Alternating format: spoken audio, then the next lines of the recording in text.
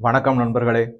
பல நாட்களாக பலவிதமான அசம்பாவிதங்கள் மற்றும் கிட்டத்தட்ட ஒரு 10 வருடங்களாக FICN அது ஆடிய பேயாட்டம் இந்தியாவில். FICNனா ஃபேக் இந்தியன் கரன்சி நோட். இதை பத்தி எல்லாம் பல வருஷங்களா படிச்சு அப்பப்ப குறிப்பு எடுத்து வச்சுக்கிட்டே இருந்தோம். எந்தெந்த நிகழ்வுகள்னு ஒரு லிஸ்ட் பார்த்துருவோம். FICN அதனால ஏற்பட்ட பல நிகழ்வுகள். முதல்ல ஜம்மு காஷ்மீர்ல கல் எடுத்து நம்மளுடைய பாதுகாப்பு துறை மீது, வீரர்கள் மீது தொடுக்கப்பட்ட தாக்குதல், அது ஒண்ணு. அதுக்கப்புறமா பாத்தீங்கன்னாக்கா திடீர்னு அங்கங்க மிகப்பெரிய அளவிலான மசூதிகள் முளைத்து வருவது. அதே மாதிரி இஸ்லாமியர்கள்ல பல பேர் திடீர்னு ஒரு பல கோடிக்கு அதிபர்களாகவும் பணக்காரர்களாகவும் ஆனது.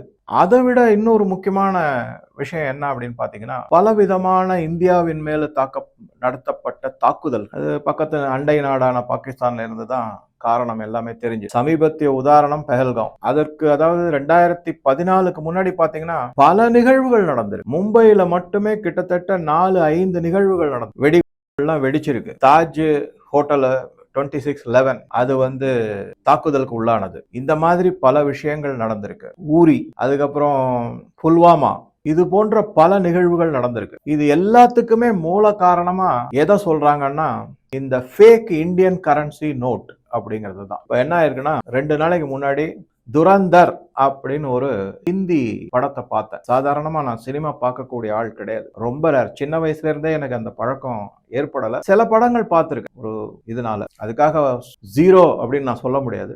சில படங்கள் பார்த்திருக்கேன். சரித்திர பேக்ரவுண்ட் இருக்கிற மூவிஸ்லாம் நிறைய பார்ப்பேன். ஆங்கிலம், ஹிந்தி, தமிழ், எதா இருந்தாலும். தமிழ்ல சில படங்கள் பார்த்து. சரி, இப்ப இந்த துரந்தர் படத்தை பத்தி நான் பார்த்த உடனேயே எனக்கு அப்படியே மனசுல நான் சேகரிச்ச தகவல்கள் எல்லாம் ஒரு ரீல் மாதிரி அப்படியே ஓடிக்கிட்டே இருந்தது. எத்தனை படிச்சிருக்கோம், எத்தனை புஸ்தகம் படிச்சிருக்கோம், எத்தனை ஆர்டிகிள் படிச்சிருக்கோம், எவ்வளவு குறிப்பு எடுத்து வச்சிருக்கோம், இதை என்னைக்காவது இது உபயோகப்படுமா அப்படின்னு நினைச்ச போது இந்த துரந்தர் சினிமா இருக்கு இல்லைங்களா, அது ஒரு தூண்டுகோலாக எனக்கு அமைந்திருக்கு. துரந்தர் அப்படிங்கிறது ஹிந்தி வார்த்தைக்கு சரியான தமிழ் அர்த்தம் என்னன்னா துணிச்சல் மிக்கவர் அப்படின்னு நம்ம எடுத்துக்கலாம். இந்த துரந்தர் படம் எதை பத்தினது அப்படின்னு பாத்தீங்கன்னா, இந்த பல அசம்பாவிதங்கள், முதல்ல குறிப்பா FICN fake Indian currency note Pakistan எப்படி அதை திறமையாக அச்சடித்து இந்தியாவுக்குள்ள கொண்டு நுழைச்சு செஞ்சிருக்காங்க. அதை அதே அந்த ஃபேக் கரன்சியை எப்படி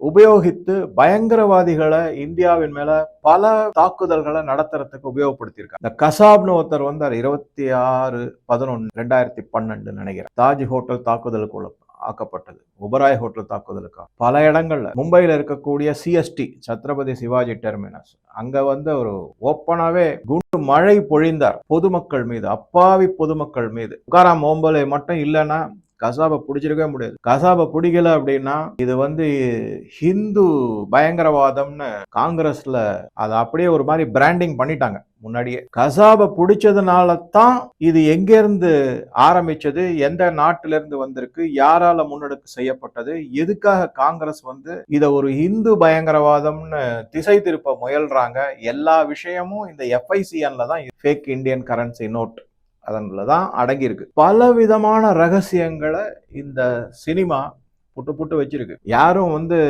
தயங்காதீங்க. என்னுடைய சஜஷன், அந்த படத்தை போய் பாருங்க. ஹிந்தி புரியலன்னு வருத்தமே படாதீங்க. ஏன்னா சப்டைட்டில் கீழே இங்கிலீஷ்ல வருது, ஈஸியா புரிஞ்சுக்கலாம். அதை படிக்க நீங்க புரிஞ்சுக்கலாம். குறிப்பா யாரெல்லாம் எந்தெந்த மாதிரி ஒரு ரோல்லாம் எடுத்திருக்காங்க அப்படின்னு பாத்தீங்கன்னா, தமிழ் நடிகர் மாதவன், அஜித் தோவலுடைய கதாபாத்திரத்தை அவர் எடுத்து செஞ்சிருக்காரு, அது ஒண்ணு. அதுக்கப்புறம் இந்தியாவினுடைய உளவுத்துறை மூலமாக ரன்வீர் சிங் அங்க போய் இருக்காருங்கிறத பாக்குறோம். அவர் ஒரு முக்கியமான ரோல் செஞ்சிருக்காரு, அவர் தான் ஹீரோ. அது மாதிரி அதை தவிர அல்டாஃப் கானானி, ஜாவேத் கானானி பிரதர்ஸ்னு அவங்க தான் இந்த நோட்டை பிரிண்ட் பண்ணி அங்க இருக்கக்கூடிய டி கம்பெனின்னு சொல்லக்கூடிய பயங்கரவாதிகள், அவங்க இந்தியாவில இருந்து தான் அங்க போய் தஞ்சம் அடைஞ்சிருக்காங்க. அதன் மூலமாக இந்த நோட்டெல்லாம் பரப்பப்பட்டது இந்தியாவில். அவங்கள பத்தி சொல்லியிருக்கு. அதை தவிர பலூச் பத்திய செய்திகள்லாம் இருக்கு. இந்த படத்துல மிக மிக முக்கியமான கேரக்டர் யாரெல்லாம் செஞ்சிருக்காங்க அப்படின்னு பார்த்தோம்னா, முதல்ல நமக்கு வர்றது இந்த ஹீரோ ரன்வீர் சிங் அப்படின்ற ஹிந்தி நடிகர். இவர் ஹம்சா அலி மசாரி அப்படின்னு ஒரு பெயர்ல ஒரு கதாபாத்திரத்தை அவர் தான் எல்லாம் முன்னெடுத்து செய்யறாரு. நல்லா நடிச்சிருக்காரு. அதுக்கு அடுத்தது அஜய் சன்யால் அப்படிங்கிற கேரக்டரை தமிழ் நடிகர் மாதவன் செஞ்சிருக்காரு. மாதவன் வந்து ராக்கெட்ரின்னு ஒன்று செஞ்சார். நம்பி நாராயணனை பத்தின உண்மைகள் எல்லாமே அந்த படத்துல வெளிவந்து. இப்ப அடுத்தது இந்த படத்துல இவர் அஜய் சன்யால்ல பேர்ல அந்த படத்துல அவருடைய பேர் இருந்தாலும் இவர் ஏற்று நடிக்கப்பட்டுள்ள ரோல் வந்து அஜித் தோவல், இந்தியாவின் நேஷனல் செக்யூரிட்டி அட்வைசர், அவருடைய ரோலை செஞ்சிருக்காரு. அதுக்கு அடுத்ததா வந்து எஸ்பி சௌத்ரி அப்படின்னு superintendent of police SP Chaudhary Aslam அப்படிங்கிற அது வந்து சஞ்சய் தத் செஞ்சு. அக்ஷய் கண்ணா, ரஹ்மான் திகாய்ட் அப்படின்னு டெக்காய்ட் அப்படின்வாங்க. டெக்காய்ட்னாக்க கொள்ளக்கூட்டர், கொள்ளையர் அப்படின்னு அர்த்தம். அது வேற மாதிரி எடுத்துக்கலாம். ஆனா அவர் ரஹ்மான் பலூச் அப்படின்னு தான் சொல்லிப்பாரு. ஏன்னா அவர் பலூச்சிஸ்தான் சேர்ந்தவர். ஆனா விலை போய் விடுகிறார் சமயத்துல, அதை பார்க்கலாம் நீங்க. அதுக்கப்புறம் மிக முக்கியமான இன்னொரு முக்கியமான ரோல் யாரு அப்படின்னு பாத்தீங்கன்னா அர்ஜுன் ராம்பால். இவர் வந்து ஒரு மேஜர் இக்பால் அப்படிங்கிற கதாபாத்திரத்தை ஏற்று நடிச்சிருக்காரு. இந்த மேஜர் இக்பால் வந்து பாகிஸ்தானுடைய உளவுத்துறை, ராணுவம் சார்ந்த உளவுத்துறைய அவரு தான் மிக மிக முக்கியமாக இந்தியாவிற்கு எதிராக பலவிதமான முன்னெடுப்புகளை செய்யறாரு அப்படிங்கிறத அந்த படத்துல தெளிவா பார்த்திருக்கோம். நம்ம இந்த மேஜர் இக்பால் கூட இந்தியாவில் இருக்கக்கூடிய பலருக்கும் தொடர்பு இருந்திருக்கு. அது எல்லாம் கொஞ்சம் கொஞ்சமா வருது வெளியே. இந்த படத்துல என்ன பண்றாங்கன்னா, முதல்ல வந்து IC-814 இந்தியன் ஏர்லைன்ஸ் விமானம் இந்தியாவிலிருந்து கண்டஹார் ஆப்கானிஸ்தான்ல இருக்கிறதுக்கு கடத்தப்பட்டது. அதை பத்தி இருக்கு. அதுக்கு அடுத்தது இந்த ஃபேக் இந்தியன் கரன்சி நோட், அதை எப்படி பாகிஸ்தான் பிரிண்ட் பண்றாங்க, இந்தியாவில கொண்டு வந்து அதை எல்லாருக்கும் விநியோகிக்கிறாங்க, அதன் மூலமாக இந்தியாவின் எக்கானமி விழுந்தது. இதெல்லாமே அதுல சொல்லப்படும். அடுத்ததாக வந்து 26/11 அந்த மும்பைல நடந்த பயங்கரவாத தாக்குதல், குறிப்பா அந்த தாஜ், அந்த நிகழ்வை பத்தி பேசும்போது ஒரிஜினல் கான்வர்சேஷன் என்னென்னலாம் ரெக்கார்டு பண்ணியிருந்தாங்களோ, அதாவது தாக்குதலுக்கு உள்ளான அப்பாவி மக்கள் சில பேர் அதுல வந்து வெளிநாட்டவர் வந்து தங்கியிருந்தாங்க, டூரிஸ்ட் மாதிரி வந்திருந்தாங்க. அதை தவிர பல யூதர்கள், அவங்களுக்கு செக்யூரிட்டி போர்சஸுக்கு, பிரஸ்ல இருந்து ஒருத்தர், ஒரு லேடி பர்கா தத், இவங்களுக்கெல்லாம் நடந்த கான்வர்சேஷன் எல்லாத்தையுமே அப்படியே அந்த படத்துல ரெக்கார்ட் பண்ணி இதெல்லாம் ஒரிஜினல் அப்படின்னு சொல்லி ரெக்கார்ட் பண்ணி காமிக்கிறாங்க. சோ இது வந்து தெள்ள தெளிவா ஒரு உண்மையை வெளியில கொண்டு வந்திருக்குன்னு தான் சொல்லணும். சமீபத்துல இந்த மாதிரி படங்கள் நிறைய வந்தது. முதல்ல நம்ம காஷ்மீர் ஃபைல்ஸ் பார்த்தோம். அதுல வந்து எப்படி இஸ்லாமியர்கள் வந்து காஷ்மீரி பண்டிட்டுக்கு எதிராக தொடுக்கப்பட்ட மிக ஒரு கேவலமான கொடூரமான தாக்குதல். அதே மாதிரி அடுத்தது வந்தீங்கன்னா கேரளா ஸ்டோரி வந்து, அதுக்கப்புறம் சாவா அப்படிங்கிற படம், அதுல அவுரங்கசீப் நடத்திய அட்டூழியங்களை பத்தி, இந்தியாவிற்கு எதிராகவும் இந்துக்களுக்கு எதிராகவும் நடத்திய அட்டூழியங்கள் எல்லாத்தையும் பார்த்தோம். அடுத்ததா வந்து இப்ப பெங்கால் ஃபைல்ஸ்னு ஒண்ணு எடுத்திருக்காரு. காஷ்மீர் ஃபைல்ஸ் யார் எடுத்தாரோ அதே டைரக்டர் ப்ரொடியூசர் தான் இதையும் எடுத்திருக்காரு, விவேக் அக்னிஹோத்ரி. ஆனா அந்த பெங்கால் ஃபைல்ஸ் வந்து வெஸ்ட் பெங்கால்ல திரையிடப்படாமல் தடுக்கப்பட்டு வந்து, இப்ப இது வந்து இந்த துராதர், துணிச்சல் மிக்கவர். இதுல வந்து துணிச்சல் மிக்கவரா யார சொல்றாங்கன்னா அந்த ரன்வீர் சிங்கை தான் சொல்றாங்க. அம்சா அலி மசாரி அவரை தான் சொல்றாங்க. அதை தவிர பலவிதமான அந்த படத்தை நீங்க பாத்தீங்கன்னா ஒரு முழுமையான புரிதல். இப்ப நான் என்ன செய்யலாம் அப்படி இருக்கேன்னா, இந்த வீடியோல முதல்ல ஃபேக் இந்தியன் கரன்சி நோட் அந்த டாபிக்ல இந்த வீடியோல பல தகவல்களை உங்க கூட ஷேர் பண்றதா. இது வந்து ஒரு மிக மிக பெரிய அளவிலான ஒரு ஸ்டோரி. அதனால இதை ஒரு சில பாகங்களாக பதிவிடலான்னு இருக்கேன். தயவு செஞ்சு என்னுடைய தாழ்மையான வேண்டுகோள், முழு வீடியோவையும் பாருங்க. இந்த ரெண்டு மூணு பாகங்களையும் பாருங்க. இத்தனை நாள் வரைக்கும் நம்ம கிட்ட மறைக்கப்பட்ட பல உண்மைகள் உங்களுக்கு தெரிய வரும். எப்பேற்பட்ட ஒரு கேவலமான அரசியல்வாதி இந்த நாட்டை ஆண்டிருக்காங்க, நம்மளை ஆட்சி செஞ்சிருக்காங்க, இந்த நாட்டை வந்து படுகுழியில தள்ளி இருக்காங்க தங்களுடைய சுயநலத்துக்காகவும் சுய லாபத்துக்காகவும் அப்படிங்கிறது தெள்ள தெளிவா புரிய வரும். நம்ம பல விஷயங்கள் நம்ம கிட்ட இருந்து மறைக்கப்பட்டுள்ளது. அது எல்லாமே இதுல கண்டிப்பா உங்களுக்கு நல்ல ஒரு புரிதல் ஏற்படும். இந்த 2-3 பாகங்களையும் என்னுடைய தாழ்மையான வேண்டுகோள் பாருங்க. அதுக்கப்புறமா நீங்க போய் இந்த படத்தையும் பாத்தீங்கன்னா இந்தியாவை பத்தின ஒரு இமேஜ் உங்களுக்கு எப்படி இருந்திருக்கு, இப்ப அது எப்படி கொண்டு வரப்பட்டிருக்கு, மீட்டெடுக்கப்பட்டுள்ளது அப்படிங்கிறது தெள்ள தெளிவா புரியும். இந்த வீடியோக்குள்ள இருக்கக்கூடிய என்னென்ன விஷயங்களை ஷேர் பண்ண போறோம். முதல்ல நான் சொன்ன மாதிரி எப்படி ஆரம்பிக்குது இந்த FICN fake Indian currency note, எப்ப ஆரம்பிச்சது? 2004ல UPA அரசு ஆட்சிக்கு வந்தாங்க.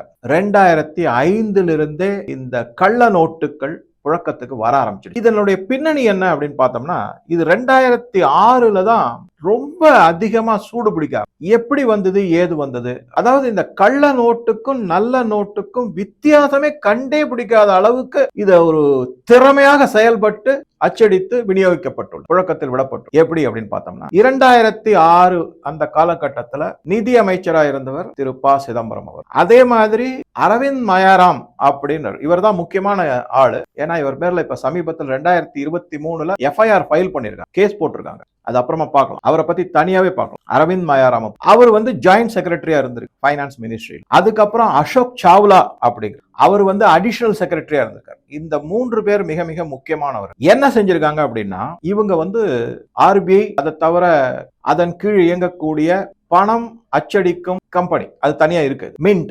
அதுல வந்து ஒரு புதுசா ஒரு கம்பெனி ஆரம்பிச்சிருக்காங்க, security printing and minting corporation of India, SPMCIL அப்படின்னு ஒரு கம்பெனி ஆரம்பிச்சிருக்கு. அந்த கம்பெனிக்கு வந்து என்ன செஞ்சிருக்காங்கன்னா, செக்யூரிட்டி பிரிண்டிங் பேப்பர் SPP அப்படிங்கிற பேப்பரை பிரிட்டிஷ் கம்பெனியான டேலாரூ DELARU டேலாரூ அப்படிங்கிற ஒரு கம்பெனில இருந்து அந்த கம்பெனி தான் பிரிண்டிங் மிஷினை கொடுத்திருக்கு. இது மிகப்பெரிய கம்பெனி, பல 10 ஆண்டுகளாக கரன்சி நோட்டு பிரிண்ட் பண்றதுக்காக ஏற்படுத்தப்பட்ட கம்பெனி. அதுல பல விதமான டெக்னாலஜி எல்லாம் அட்வான்ஸ் லெவல்ல இருந்து இந்த கம்பெனில தான் இவங்க வந்து இந்த கம்பெனி என்ன அப்படின்னா, இந்த டேலாரூ வந்து இந்தியாவுக்கு மட்டுமல்ல பல நாடுகளுக்கும் இருக்கக்கூடிய அந்த நாட்டினுடைய கரன்சியை பிரிண்ட் பண்ணக்கூடிய சென்ட்ரல் பேங்க்குக்கு இவங்க தான் அந்த மெஷின்லாம் வித்திருக்கு. ஆனா ஒவ்வொரு நாட்டுக்கும் ஒரு மாதிரி இருக்கும். அதை எப்படி சொல்றாங்கன்னா, கிட்டத்தட்ட 23 வகையான டிஃபரண்ட் டிசைன் எட்ச்டு பிளேட்ஸ் அப்படின்னுவாங்க. அந்த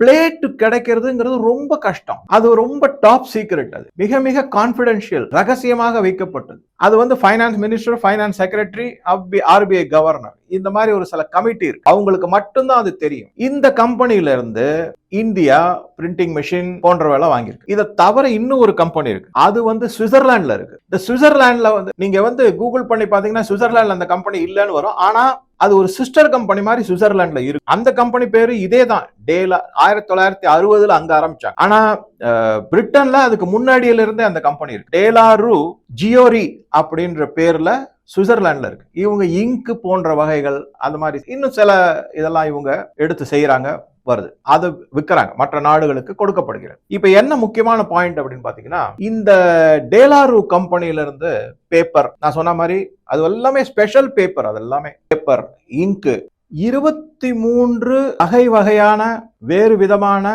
எட்சிங் பிளேட் அப்படின்னு சொல்லுவாங்க. அதை எட்ஜ் பிளேட் ஆர் எட்சிங் பிளேட் அப்படின்னு சொல்லுவாங்க. அதை வச்சுதான் நம்மளுடைய கரன்சி நோட்ல இருக்கிற பல டிசைன்கள், ஒவ்வொரு பிளேட்டும் ஒரு பிரிண்ட் போகும், அதுக்கு தனியா பேப்பர், ஸ்பெஷல் இங்கு எல்லாமே இருக்கும். அதை யூஸ் பண்ணி தான் இந்த நோட்டை பிரிண்ட் பண்ணுவாங்க. ஒரு டிசைன் பிரிண்ட் ஆகும், அடுத்ததுக்கு போனோடனே அந்த பிளேட்ல இருக்கிற டிசைன் பிரிண்ட் ஆகும், அதுக்கு மேல அப்படியே பிரிண்ட் ஆயிட்டு. இந்த படத்துல அதை ரொம்ப அருமையா காமிச்சிருக்காங்க. வேற இதை எல்லாமே வந்து இந்த டேலாரூ கம்பெனி கொடுக்கும், இவங்க கிட்ட இருந்தா இந்தியா வாங்கிட்டு. இதை வந்து என்ன பண்ணிருக்காரு, நடுவுல என்ன ஆயிடுச்சுன்னா, இந்த சில பேர் சொல்லலாம், சார் அரவிந்த் மயாராம் வந்து ஃபைனான்ஸ் மினிஸ்ட்ரியில இல்லையே சார், அவர் வேற எக்கனாமிக் அஃபேர்ஸ் மினிஸ்ட்ரியில தான் இருந்தாரு. கிடையாது, நல்லா புரிஞ்சுக்கங்க. அவர் வந்து ப சிதம்பரத்துக்கு ரைட் ஹேண்ட் மாதிரி இருந்தாரு. அங்க எக்கனாமிக் அஃபேர்ஸ் மினிஸ்ட்ரியில இருந்தாலும் ஃபைனான்ஸ் மினிஸ்ட்ரியோட வேலை இல்லாம செஞ்சுக்கிட்டு இருக்காருங்கிறது தான் உண்மை. அதனால உடனே கூகுள் பண்ணி பார்த்து அவர் எப்ப இருந்தாரு என்னாரு, அது எல்லாத்தையுமே நான் எல்லாத்தையும் தரவா எல்லாத்தையும் ஸ்டடி பண்ணிட்டு தான் உங்க கூட ஷேர் பண்றேன். ஸோ இந்த டேலாரூ இந்த மாதிரி எல்லா நாட்டுக்கும் கொடுக்குறாங்க, இந்தியாவுக்கு மட்டும் இல்ல அப்படிங்கிற மாதிரி எல்லாம் தெரிய வந்த உடனே இதுல வந்து ஒரு ஆபத்து இருக்கு. என்னைக்கு வேணாலும் நம்ம நாட்டினுடைய கரன்சியை மற்றவர்கள் காப்பி அடிக்க கூடும், டேலாரூ மேல இருக்கக்கூடிய ஒரு நம்பிக்கையின்மை அதிகமாயிட்டு வருது. அப்படிங்கிறதுனால 2010 வாக்குல பி சிதம்பரம் நிதி அமைச்சகத்திலிருந்து வேற மந்திரி சபைக்கு போனார். ஐ திங்க் உள்துறை அமைச்சரா போனார் அவர் நினைக்கிறேன். அந்த டயத்துல பிரணாப் முகர்ஜி வந்து நிதி அமைச்சரா வந்தார். அதாவது 2004 2009 அந்த 5 வருடத்துல அவர் இருந்தார், நிதி அமைச்சரா ப சிதம்பரம் இருந்தார். அப்புறம் திருப்பி 2010 9ல இருந்து 14 வரைக்கும் UPA இரண்டாவது கட்டத்துல நிதி அமைச்சரா PK முகர்ஜி வந்தார், பிரணாப் குமார் முகர்ஜி. அவர் ஜனாதிபதியா இருந்து இப்ப இல்ல, நம்முடைய இறந்து விட்டார். அவர் நிதி அமைச்சரா இருந்தார். அப்ப அவர் இதை எல்லாத்தையும் ஒரு சந்தேக கண்ணோட பார்த்து, இது நமக்கு ஒத்து வராது, இது மிகப்பெரிய ஒரு பாதுகாப்பு பிரச்சனை, நாட்டினுடைய பொருளாதாரத்துக்கு மிகப்பெரிய பிரச்சனையா வரும் அப்படின்னு சொல்லிட்டு அவர் என்ன பண்ணிருக்காருன்னா, இந்த கம்பெனியை பேன் பண்ணிட்டாரு. இதுல இருந்து வாங்கவே கூடாது அப்படின்னு சொல்லிட்டு பேன் பண்ணிட்டாரு. 3 வருஷ காலக்கெடு கொடுத்து அதுக்கு பேன் பண்ணி வச்சிருந்தார். இது அவர்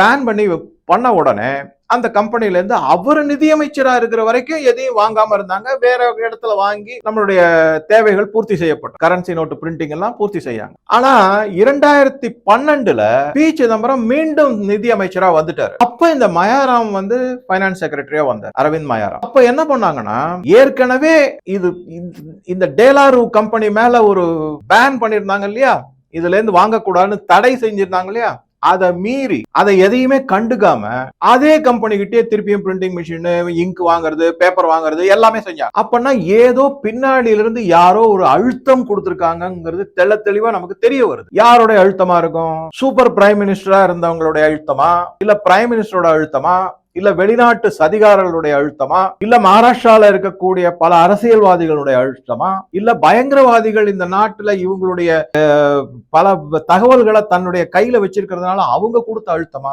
இப்படி பல கேள்விகள் எழுது. இந்த கேள்விகளுக்கெல்லாம் எங்க போய் கையை காமிக்கப்படுது அப்படின்னா, டெல்லியில இருக்கிற ஃபேமிலி, மும்பையில இருக்கிற ஒரு, மகாராஷ்டிரால இருக்கிற ஒரு அரசியல் குடும்பம், அதை தவிர இந்த நாட்டிலிருந்து தப்பி ஓடிய குற்றவாளியான தாவூத், அவர் மேல பலவிதமான பயங்கரவாத குற்றச்சாட்டுகள்லாம் இருக்கு. அவருடைய அழுத்தமா, இல்ல பாகிஸ்தான் அரசியல்வாதிகள் கொடுத்த அழுத்தமா, பாகிஸ்தானின் உளவு ஸ்தாபனம் கொடுக்க அழுத்தமா? எந்த அழுத்தம் இந்த நிதி அமைச்சரையும் அலுவலகத்தில் இருக்கக்கூடிய செக்ரட்டரி செயலாளரையும் இதே கம்பெனில திருப்பி வாங்க வச்சிருக்கு அப்படிங்கறதா ஒரு மிகப்பெரிய கேள்வி. சரி, இது முடிஞ்சதுங்களா?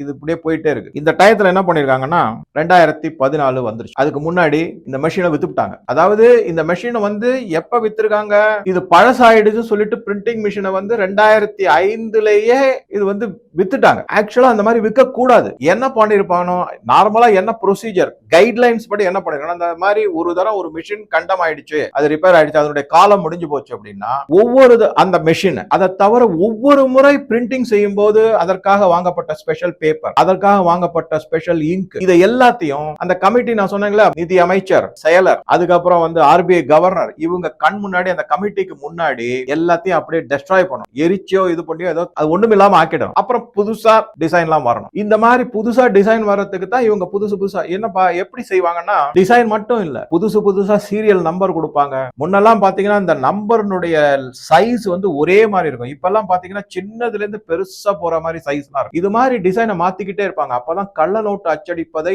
மிக பெரும் அளவுல தவிர்க்க முடியும். இப்ப என்ன ஆயிருக்குன்னா, இந்த பேப்பரையோ இங்கையோ இல்ல அந்த மெஷினையோ அதை டெஸ்ட்ராய் பண்ணாம, அழிக்காமல் அப்படியே ஏலம் போட்டு விடுத்துட்டாங்க. அந்த குற்றச்சாட்டு இன்னைக்கு வரைக்கும் ப. சிதம்பரம் முன்னாள் நிதி அமைச்சர் மேல இருக்கு. ஆனா அவங்க என்ன சொல்றாங்க அப்படின்னா, இது நாங்க செய்யவே இல்லை, எங்களுக்கு எந்த விதமான ரோலுமே கிடையாது அப்படின்னு தான் இன்னைக்கு சொல்லிட்டு இருக்காங்க. சரி, இது ஒரு பக்கம் இருக்கட்டும். இப்ப என்ன ஆயிடுச்சு அப்படின்னா, இந்த மாதிரி இந்த மெஷின் மிடில் ஈஸ்ட் கண்ட்ரி, அங்க இருக்கிற ஒரு ஏஜென்ட் மூலமா வாங்கப்பட்டு, அந்த ஏஜென்ட்டே யாரு அப்படின்னா பாகிஸ்தானுடைய ஏஜென்ட் அப்படிங்கிறாங்க. நேரடியா பாகிஸ்தானுக்கு கொடுக்காம மிடில் ஈஸ்ட்ல இருக்கிற ஒரு ஏஜென்ட்டுக்கு கொடுத்து அவங்க அதை பாகிஸ்தானுக்கு கொண்டு வித்திருக்காங்க அப்படிங்கறதுதான் செய்தி. இது அப்பயே வந்திருக்கு, எல்லாமே இருக்கு. சரி, இதனால இப்ப என்ன பிரச்சனை அப்படின்னு பாத்தீங்கன்னா, மிக பெரிய அளவுல, அதாவது ஒரு உதாரணம் சொல்லணும்னாக்கா, அதாவது இதனுடைய டெப்த் எப்படி நம்ம புரிஞ்சுக்கலாம் அப்படின்னா, நீங்க பாருங்க, நவம்பர் 8, 2016 பண மதிப்பிழப்பு பாரத பிரதமர் மோடி அவர்களால் அறிவிக்கப்பட்டது. டெலிவிஷன்ல சொன்னாரு, 500 ரூபாயும் 1000 ரூபாயும் இனிமே செல்லாது அப்படி. இவர் அதை அது பல தகவல்கள்லாம் நான் படிக்கும் போது, இது ஒரு எக்ஸ்ட்ரீம் ஸ்டெப், வேற வழியே இல்லாம செஞ்சிருக்காங்க. எதனால அப்படின்னா, இந்தியாவினுடைய பொருளாதாரம் அதல பாதாளத்துல வீழ்ச்சி அடைஞ்சிட்டு வந்திருக்கு. அதனாலதான் நீங்க 2012, 13, 14 அந்த காலகட்டத்தில் பாத்தீங்கன்னா, இந்தியாவினுடைய நிலை ஃப்ரெஜைல் 5ல நின்னுடுச்சு. அதாவது நொறுங்கி விழக்கூடிய 5 பொருளாதார நாடுகள்ல இந்தியாவும் ஒன்று அப்படின்னு நின்னுடுச்சு. அந்த மாதிரி இருக்கும்போது என்ன செய்யறதுன்னு தெரியல. அதே மற்றொரு ஆங்கிள் பார்த்தோம்னா, பாகிஸ்தானுடைய பொருளாதாரம் வளர்ச்சி அடையணும். எப்படி வளர்ச்சி அடைய ஆரம்பிச்சிருக்கு? எல்லாம் இந்த கள்ள நோட்டு தான். அவங்க அங்க பிரிண்ட் பண்றாங்க. அதை பிரிண்ட் பண்ணி என்ன பண்றாங்கன்னா, முதல்ல அது துபாயோ இல்ல அந்த மாதிரி ஒரு சில நாடுகளுக்கு போகுது. அங்கிருந்து அது என்ன பண்றாங்கன்னா நேபாளுக்கு வருது. நேபாள்ல இருந்து இந்தியாவில் இருக்கிற பார்டர் வழியா உள்ள வருது. ஆரம்ப கட்டத்துல ஆரம்பத்துல கொஞ்சம் கொஞ்சமா இருந்தது, காலப்போக்குல பெரிய பெரிய கண்டெய்னர்ல வர ஆரம்பிச்சு. 2 முறை மும்பைல 2 கண்டெய்னர் ஃபுல்லா 500 ரூபாயும் 1000 ரூபாயும் 40 ஃபீட் கண்டெய்னர்ல, அது நீங்க பாருங்க, அது உள்ள எவ்வளவு பணம் அடுக்க முடியும் அப்படிங்க. அதை பிடிச்சிருக்காங்க. இதையெல்லாம் பிடிச்சும் கூட அப்ப வந்து சிபிஐ அதிகாரியாக, இந்த உளவுத்துறை அதிகாரியாக அஜித் தோவல் இருந்திருக்காரு. அவர் இதை பத்தின ஃபுல் இன்வெஸ்டிகேஷன் பண்ணணும், விசாரணை எல்லாம் செய்யணும், இதை பார்க்கணும் அப்படின்னு சொன்ன போது அவர் தடுக்கப்பட்டுள்ளார். அவருக்கு வந்து என்ன சொல்லியிருக்காங்கன்னா, இது அரசியல் விஷயம், இந்தியாவினுடைய மான பிரச்சனை, வெளிநாட்டுல வந்து இந்தியாவினுடைய மதிப்பு குறையும், கள்ள நோட்டு கூட அவங்களால கண்டுபிடிக்க முடியாத அளவுக்கு அப்படிங்கிற மாதிரி எல்லாம் சொல்லி, அதை தவிர அந்த படத்திலே என்ன சொல்றாங்கன்னா, இதை நம்ம வெளியில எடுத்து அரசியல்வாதிகள் வந்து அதுல கிளியரா சொல்றாங்க, ஒரு மந்திரியும் அவருடைய மகனும் துபாய் சென்று இந்த நிகழ்வுகள் நடவடிக்கைகள்ல ஈடுபட்டு இருக்காங்கன்னு அந்த படத்துல கிளியரா சொல்றாங்க.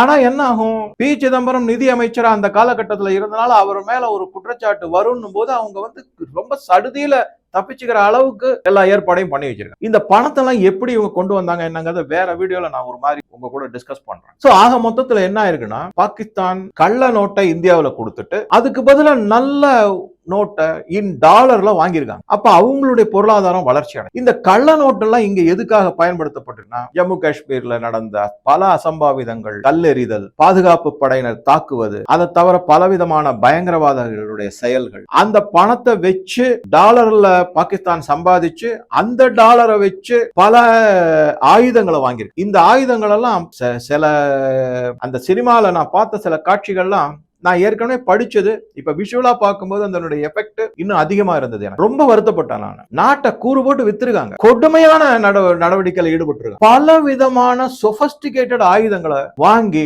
பயங்கரவாதிகளுக்கு கொடுத்துருக்காங்க. அவங்கள வந்து இந்தியா உள்ள அனுப்பி பலவிதமான தாக்குதல்களை நடத்திருக்காங்க. இது எல்லாத்துக்கும் இந்த பணம் பயன்பட்டு இருக்கு. சரி, இந்த மாதிரி எல்லாம் வரும்போதுதான் இதை எப்படியாவது எடுத்து முன்னெடுத்து இதை கண்டுபிடிச்சு ஏதாவது செய்யணும் அப்படின்ற முனைப்புல இறங்குறாங்க. அதனாலதான் என்ன ஆயிடுச்சு அப்படின்னா, அதை எதுவுமே செய்ய முடியாத ஒரு சூழ்நிலை இருக்கு. நான் சொன்ன மாதிரி அரசியல்வாதிகள் வந்து நீங்க ஏதாவது செஞ்சீங்கன்னா, குறிப்பா அவங்க என்ன சொல்றாங்கன்னா, நேபாளில இருந்து பீகார் மற்றும் யூபி போற பார்டர், அது வழியா அந்த பணம் உள்ள வந்துருச்சு. அது வந்து சமூக விரோதிகள், இந்த நாட்டுக்கு எதிராக செயல்படக்கூடிய சில மத அடிப்படைவாதிகள் கையில போய் சேர்ந்திருக்கு. அவங்க ரொம்ப ஸ்ட்ராங்கா இருக்காங்க, அரசியல் செல்வாக்கோட தான் இது நடந்திருக்கு. அவங்களுடைய ஆசீர்வாதம் இல்லாம இது நடப்பதற்கான சாத்தியக்கூறுகளே கிடையாது. இப்ப அவங்க மேல நம்ம கையை வச்சு பிடிச்சோம்னா அதை அப்பயே மத கலவரமா மாற்றி இந்தியாவே சின்னாபின்னப்படுத்திடுவாங்க அப்படிங்கிற டயலாக்லாம் வருது. அஜித் தோவலே சொல்றாரு, பேசாம காம குவைட்டா இருந்து நமக்கென்று ஒரு காலம் வரும், இந்த வார்த்தையை யூஸ் பண்றாரு.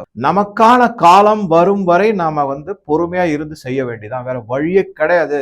ஏன்னா எல்லாமே நம்ம மேலே திருப்பி விடப்படும் அப்படிங்கிற மாதிரி சொல்லியிருக்காரு. இந்த இடத்துல ஒரு முக்கியமான செய்தியை நான் சொல்றேன். மும்பை போலீசார் வந்து அஜித் தோவலை அரெஸ்ட் பண்ணிருக்காங்க ஒரு காலகட்டத்தில். ஏன்னா பல ரகசியங்களை அவர் வெளியில சொல்லறதுக்கு, அதை பத்தின இன்வெஸ்டிகேஷன் செய்யறதுக்கு, விசாரணைகள்லாம் செய்யறதுக்கு புறப்பட்ட போது, கையில எடுத்த போது அவர் மேல வேண்டுமென்றே சில குற்றச்சாட்டுகளை வச்சு மும்பை போலீசார் அஜித் தோவலை கைது செய்துள்ளார்கள். இதெல்லாம் இருக்கு, ரெக்கார்டு இருக்கு எல்லாத்துக்கும். அதுக்கப்புறம் அவர் வெளியே வராரு. அந்த மாதிரி அவர் சொல்லும் போது அந்த படத்தை நமக்கான காலம் வரும், அஜய் சன்யால் அப்படிங்கிற ரோட்ல வராரு. அப்பதான் இந்த காலம் வருது. 2014 மோடி வராரு. 2016 தவிர்க்கவே முடியாம பலவிதமான திட்டங்கள்லாம் வகுக்கப்படுகிறது. எப்படியாவது தடுக்கணும் தடுக்கணும் தடுக்கணும் செய்ய முடியல. ஏன்னா ஒண்ணு வந்து இதை வந்து பாராளுமன்றத்திலேயே மோடி அவர்கள் அறிவிச்சிருக்கார். இதை பத்தி நான் ஏதாவது பல உண்மைகளையும் விஷயங்களையும் சொன்னா உலக அரங்குல இந்தியாவினுடைய மதிப்பு கடுமையாக வீழ்ச்சி அடையும். கேவலமான நாடு அப்படின்னு பார்ப்பாங்க. ஆஃப்டர் ஆல் உங்களால ஒரு கரன்சியை வந்து காப்பாற்ற முடியல, கள்ள நோட்டு பிரிண்ட் பண்ணி விட்டுட்டு இருக்கீங்க. அது எது கள்ள நோட்டு எது நல்ல நோட்டுன்னே கண்டுபிடிக்க முடியல அப்படிங்கிறது உங்களுக்கு அந்த திறமை கூட இந்தியாவுக்கு இல்ல அப்படிங்கிற ஒரு நிலைமை வரும். அப்படி அதனாலதான் வந்து நான் எதையுமே வெளியே சொல்லல. நான் வாயை திறந்து சொன்னா ரொம்ப ரொம்ப அவமானமா இருக்கும், பெரிய ஆபத்து அப்படிங்கிற இதுல அவர் ஒரு மாதிரி பட்டும் படாம சொல்லிட்டு விட்டுட்டார். இந்த டிமானிட்டேஷனை பத்தி குயோமறைன்னு கத்துறாங்க. எதனால அப்படின்னா, எல்லார் கையிலயும் அந்த 500 ரூபாயும் 1000 ரூபாயும் மாட்டி பல அரசியல்வாதிகள் அல்ல, சில அரசியல்வாதிகள் தகுடுதத்தம் பண்ணி மாட்டிட்டாங்க, அதை மாத்தி எடுத்துட்டாங்க. அதெல்லாம் வந்து பலவிதமான டிரான்சாக்சன், குறிப்பா வந்து cooperative credit society, cooperative sugar mills, cooperative banks, அது தவிர வந்து ஊர் பேரே தெரியாத பல மக்களுடைய பேர்ல மிக அதிக அளவுல பண பரிவர்த்தனை பேங்க் அக்கௌண்ட்ல, அதுக்கப்புறமா பெனாமி நேம்ஸ்ல வச்சு அது அப்புறம் எடுத்துக்கிறது, இத மாதிரி பல விஷயங்களும் நடந்து முடிஞ்சிடுச்சு. அதனால என்ன பண்ணிட்டாங்கன்னா, தனக்கான காலம் வரும்னும் போது என்ன ஒரு முன்னெடுப்பு செய்யப்பட்டதுன்னா, கம்ப்ளீட்டா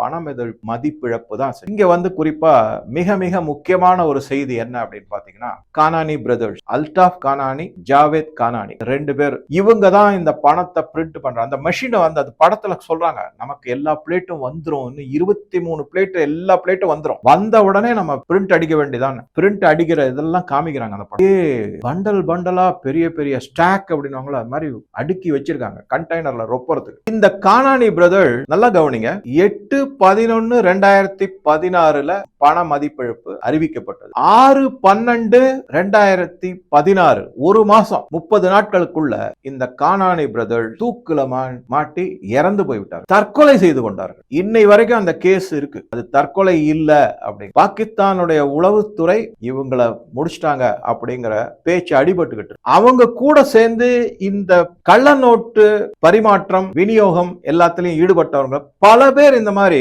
இறந்து போயிருக்காங்க, மர்மமான முறையில இறந்து போயிருக்காங்க. ஆனா எல்லாரையுமே என்ன சொல்லிட்டாங்கன்னா, அவங்களுக்கு இதுல பெரிய நஷ்டம் ஏற்பட்டதுனால அவங்க தூக்குல மாட்டி இறந்து போயிட்டாங்க அப்படின்னு சூசைட் பண்ணிக்கிட்டாங்க, தற்கொலை செய்து கொண்டார்கள். இந்த கானானி பிரதர்ஸ் கிட்ட மட்டும் அவர் தற்கொலை செய்து, அதாவது இந்த பண மதிப்பு கொண்டு வந்த போது 40,000 கோடி பொறுமானம் உள்ள பணம் அவங்க கிட்ட கோடவுன்ல இருந்திருக்கு அப்படின்றதையும் நியூஸ் வெளியில வந்து. இப்ப 40,000 கோடி 2016 இருந்திருக்குன்னா 2005 இருந்து கிட்டத்தட்ட 11 வருஷம் எவ்வளவு பணம் இந்த நாட்டுக்குள்ள வந்திருக்கும். உடனே என்னாச்சு, இந்த திருப்பி எல்லாம் வாங்கினாங்க இல்லையா, நம்ம வந்து அந்த பணத்தை 500 ரூபாயும் 1000 ரூபாயும் கொண்டு போய் கொடுத்துட்டு 2000 ரூபாய் எல்லாம் வாங்கிக்கிட்டோம் இல்லைங்களா. இந்த 2000 ரூபாய் பத்தி உடனே கமெண்ட் போடாதீங்க, ஏன்னா அதனுடைய கதையே வேற, அதை தனியா கூட நான் போடுறேன், அது ஃபுல்லா படிச்சீங்கன்னா தான் தெரியும். அது நிறைய தகவல் இருக்கு அதை பத்தி. 2000 ரூபாய் கொண்டு வந்தது சரியா தவறாங்கிறத பத்தி அடுத்த இதுல பார்க்கலாம். இப்ப நம்ம எதை பண்ணோம்னா, இந்த மாதிரி வந்த போது எவ்வளவு நோட்டு திரும்பி வந்துச்சு அப்படின்னு பாத்தீங்கன்னா, ஆர்பிஐ வந்து என்ன சொன்னாங்க அப்படின்னா 100% நோட்டு திரும்பி வந்துருச்சுன்னு தான் சொன்னாங்க. ஏன் 100% சொன்னாங்க, ஆனா வந்தது 120 130%. இந்த செய்தி வெளியே வரல, ஏன்னா நாட்டினுடைய மரியாதையும் அவமானம் சார்ந்தது. அதனால அவங்க 100% நோட்டு வந்துருச்சு, 99.9% நோட்டு திரும்பி வந்துருச்சு. அதுல எது நல்ல நோட்டு எது கள்ள நோட்டுன்றது கண்டுபிடிக்கிறது தான் கொஞ்சம் காலதாமதம் ஆயிடுச்சு, வழியா முடிச்சுட்டாங்க. இந்த மாதிரி ஒரு நிகழ்வு நடந்தது. இத வந்து அந்த படத்துல முழுமையா காமிச்சிருக்காங்க. இதுல வந்து இன்னும் ஒரு முக்கியமான செய்தி என்ன அப்படின்னா, இந்த அல்டாஃப் கானானி இருக்காருங்களா, அவரை வந்து அமெரிக்காவில வந்து மணி லாண்டரிங், இந்த மாதிரி தகாத முறையில பண பரிமாற்றங்கள், கள்ள நோட்டை கொண்டு போய் மாத்துறது, டாலரை வந்து பாகிஸ்தானுக்கு அனுப்புறது, இந்த மாதிரி பல விஷயத்துல அவர் மேல குற்றம் சாட்டப்பட்டு அவர் கைது செய்யப்பட்டார். ஆனா எப்படியோ தப்பிச்சு வந்துட்டாங்க, அது வேற விஷயம். வந்து இந்த 2 பிரதர்ஸும் இந்தியாவுக்கு எதிராக மிகப்பெரிய அளவுல, அதுல நீங்க பாத்தீங்கன்னா அந்த பணத்தை கொடுத்துட்டு ஆயுதங்களை வாங்கும் போது இந்தியாவிற்கு எதிரான பல பயங்கரவாத செயல்களும் திட்டங்களையும் தீட்டி அதை செயல்படுத்தும் போது, குறிப்பா மும்பை தாக்குதல்ல பலவிதமான கோஷங்கள் எழுப்பப்படுகிறது. இந்தியாவை வந்து 1000 வெட்டு செய்வோம்னு ஜியா உல் ஹக் சொல்லியிருக்காரு, அதை நான் செய்யறதுல பெருமைப்படுறேன் அப்படின்னு சொல்லிட்டு அந்த மேஜர் இக்பால் அப்படிங்கிற பாகிஸ்தானுடைய உளவு ஸ்தாபனத்துல ஒரு பெரிய பொறுப்புல இருக்கக்கூடிய அதிகாரி, அவருடைய மேற்பார்வையில தான் இது எல்லாமே நடக்குது. நோட்டு பிரிண்ட் பண்றது, அதை மாத்துறது, அதை பட்டுவாடா செய்யறது, அதுக்கு பதிலா டாலரை கொண்டு வருது, அந்த டாலரை வச்சு ஆயுதங்கள் வாங்குறது, அந்த ஆயுதங்களை பயங்கரவாதிகளுக்கு கொடுக்கிறது, அதன் மூலமா அவங்களை இந்தியாவுக்குள்ள அனுப்பி பயங்கரவாத செயல்களை நடவடிக்கைகளை ஈடுபடவை எல்லாமே அந்த மேஜர் இக்பால் அப்படிங்கிறது தான். அவருக்கு பலரோட தொடர்பு கண்டிப்பா இருக்கு அப்படின்னு சொல்லப்படுகிறது. அவரை வந்து இந்திய அரசியல்வாதிகள் பலர் துபாயில தனிப்பட்ட முறையில சந்திச்சு பேசியிருக்காங்க அப்படிங்கறதும் வந்து. இப்ப இந்த இடத்துல ஒரே ஒரு சின்ன நியூஸ் மட்டும் உங்களுக்கு சொல்றேன். அதாவது என்ன அப்படின்னா, ஜனவரி 13, 2019 அனீஸ் இப்ராஹிம் அப்படிங்கிறவர். இந்த அனீஸ் இப்ராஹிம் யாரு அப்படின்னா,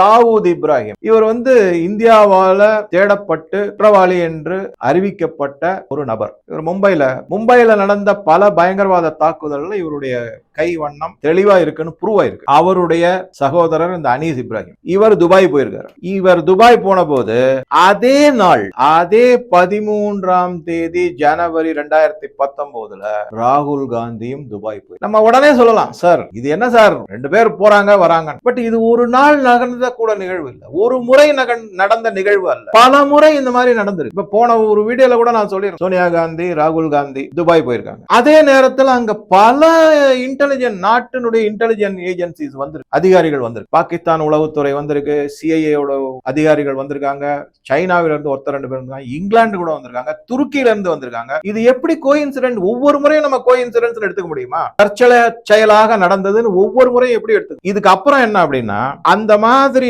நடந்து 29 நாட்கள்ல, இதெல்லாம் நான் படிச்ச செய்திகளை வச்சு 29 நாட்கள்ல புல்வாமாவில் தாக்குதல் நடத்தப்பட்டது 2019. அதுக்கப்புறமா தான் புல்வாமா தாக்குதலுக்கு அப்புறமா தான் வந்து இது பண்ணாங்க, அதாவது சர்ஜிக்கல் ஸ்ட்ரைக் பாலாகோட்ல நடத்தப்பட்டது, தைரியமாக நடத்தப்பட்டது. இந்த மாதிரி பல தகவல்கள் இருக்கு. ஆனா சிதம்பரம் போன்ற பல அரசியல்வாதிகள் இன்னைக்கு என்ன சொல்லிட்டு இருக்காங்கன்னா, நாங்க ஆட்சிக்கு வந்தோம்னா இந்த 500 ரூபாயும் 1000 ரூபாயும் செல்லாதுன்னு அறிவிச்சாங்க இல்லையா, அதை திருப்பி கொண்டு வருவோம் அப்படின்னு சொல்லிட்டு இருக்காங்க. அப்படின்னா என்ன அர்த்தம்னு யோசிச்சு பாரு. அவங்க கிட்ட எல்லாம் இன்னும் அந்த 500 ரூபாயும் 1000 ரூபாயும் இருந்துகிட்டு தான் இருக்கு அப்படிங்கிற மாதிரி தெரியும். இன்னும் வச்சிருக்காங்க, எங்கேயோ பதுக்கி வச்சிருக்காங்க அப்படிங்கிற ஒரு யோசனை தான் நமக்கு வருது. இந்த வீடியோவை பொறுத்த வரைக்கும் வெறும் FICN மட்டும் தான் நான் இதுல டிஸ்கஸ் பண்ணிருக்கேன். உங்க கூட பல தகவல்கள் இருக்கு. இந்த FICNலயே அடுத்த பார்ட்டா அரவிந்த் மாயாராம் அவர்களுடைய ரோல், அதை அவரை தனி வீடியோ போறேன், அதை பத்தி. அதை தவிர இந்த பணம் எப்படியெல்லாம் பட்டுவாடா செய்ய, யார் யாருக்கெல்லாம் போய் சேர்ந்து, எந்தெந்த மாதிரி எல்லாம் அவங்க உபயோகித்திருக்காங்க, அதனுடைய இறுதியான தாக்கம் இந்தியாவின் மீது என்ன, இந்திய மக்கள் மீது என்ன அப்படிங்கறத அடுத்த வீடியோல, 2வது வீடியோவை 3வது வீடியோ, இது முதல் வீடியோ அரவிந்த் மாயாராம், அதற்கு அடுத்த ஒரு வீடியோ, அதுல நம்ம பார்க்கலாம் கொஞ்சம் விரிவாக. மீண்டும் என்னுடைய தாழ்மையான வேண்டுகோள், 3 வீடியோவும் பாருங்க, நல்ல புரிதல் கிடைக்கும். இதை தவிர IC-814 இந்தியன் ஏர்லைன்ஸ் பிளைட் கந்தஹாருக்கு எப்படி கடத்தப்பட்டது, அதன் பின்புலத்துல யார் யாரெல்லாம் இருக்காங்க, அதுல அஜித் தோவல் அவர்களுடைய ரோல் என்ன, அதையும் நம்ம பார்க்கலாம். இப்ப லேட்டஸ்ட் நியூஸ் என்ன வந்திருக்கு அப்படின்னா, இந்த துரந்தர் சினிமா இருக்கு இல்லைங்களா, அதை பத்தி அவதூறு கிளப்பி விட்டு நெகட்டிவ் பப்ளிசிட்டி கொடுக்கறதுக்கு சோசியல் மீடியா இன்ஃப்ளூயன்சர்ஸை யூஸ் பண்ணிருக்கிறதா வந்திருக்கு. நினைச்சு பாருங்க, 25,000 ரூபாய் வரைக்கும் ஒரு சோசியல் மீடியா இன்ஃப்ளூயன்சருக்கும் கொடுக்கறேன்னு சொல்லி ப்ராமிஸ் பண்ணிருக்காங்க. அதனால என்னன்னா, துரந்தர் படத்தை பத்தி பல விதமான தவறான செய்திகளை பரப்புரை செய்யணும், மக்கள் மத்தியில அந்த படம் ஓடக்கூடாது. ஏன்னா போன வெள்ளிக்கிழமை இந்த படம் ரிலீஸ் ஆச்சு, ஹவுஸ்ஃபுல்லா போகுது, நார்த்ல எல்லா தியேட்டர்கள்லயும் மக்களிடையே மிகப்பெரிய வரவேற்பை இந்த படம் பெற்று இருக்கு. மக்களுடைய மனநிலை கம்ப்ளீட்டா மாறி இருக்கு.